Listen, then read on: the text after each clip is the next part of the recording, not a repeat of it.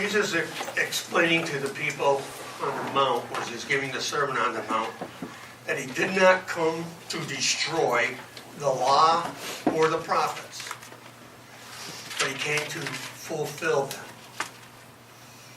Well, what exactly does that mean? I'm not going to be explaining what that means today.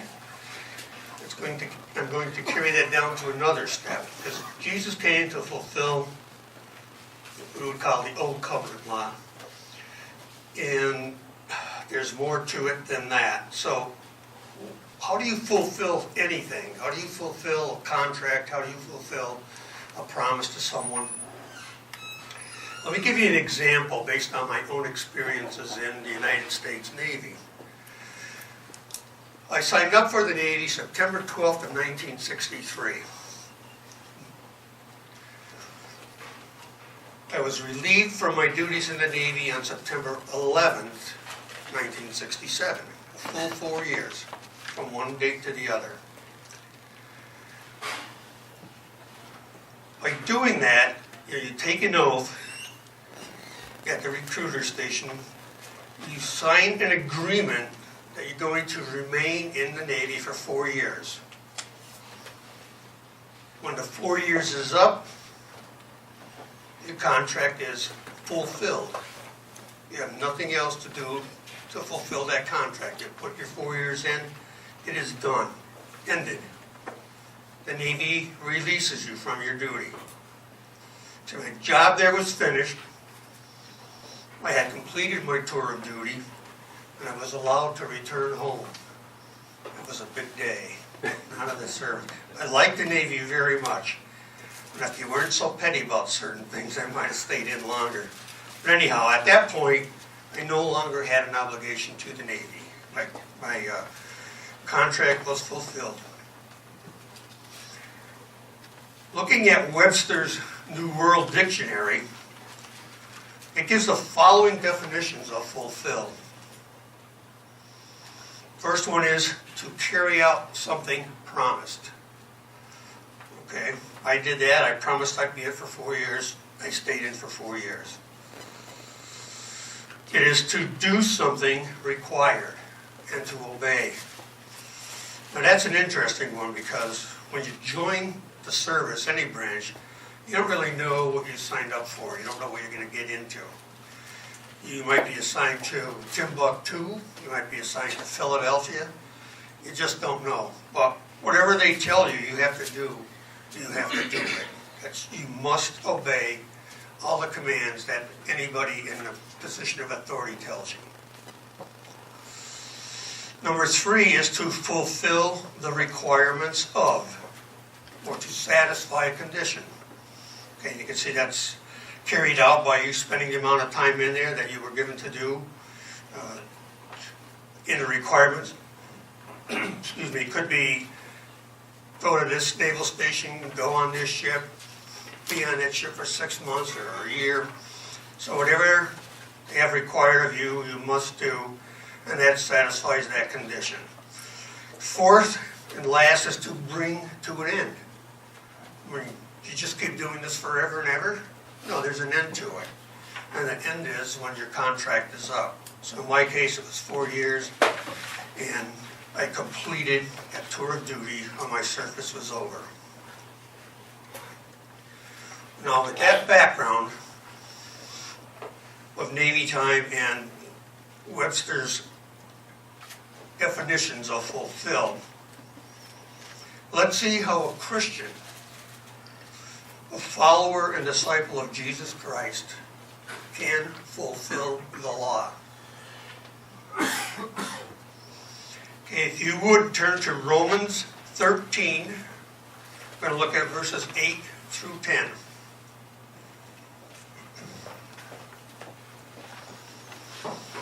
Romans 13, verses 8 through 10. Paul writes, "Let no debt remain outstanding except the continuing debt to love one another. For he who loves his fellow man has fulfilled the law." How is that possible? Well, let's continue on and see what else Paul had to say. The commandments: do not commit adultery, do not murder, do not steal, do not covet, and whatever commandments there may be. Obviously, he didn't list them all, so he's saying whatever commandments there are, they are summed up in this one rule. Love your neighbor as yourself. Love does no harm to its neighbor. Therefore, love is the fulfillment of the law. So 2 times in 3 verses, Paul is writing to the Christians in Rome. This is how you fulfill the law. By loving one another, carrying one another's burdens, and there are more examples coming up ahead. Okay, turning to Galatians chapter 5, verses 13 and 14.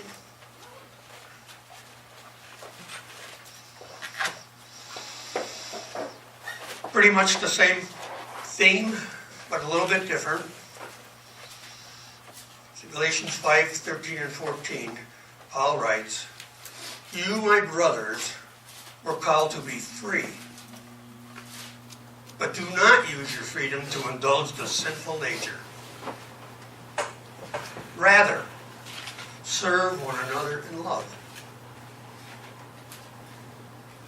The entire law is summed up in a single command: love your neighbor as yourself.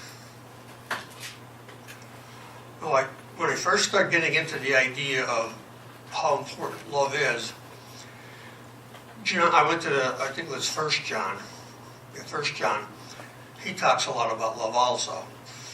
And at the end of studying John's epistles, I got to thinking, if people were to look at that today, the way the churches are organized today, including the so-called worldly churches, which may or may not be, I thought maybe John was really the first true Protestant, because to him love was so important, and basically all he wrote about.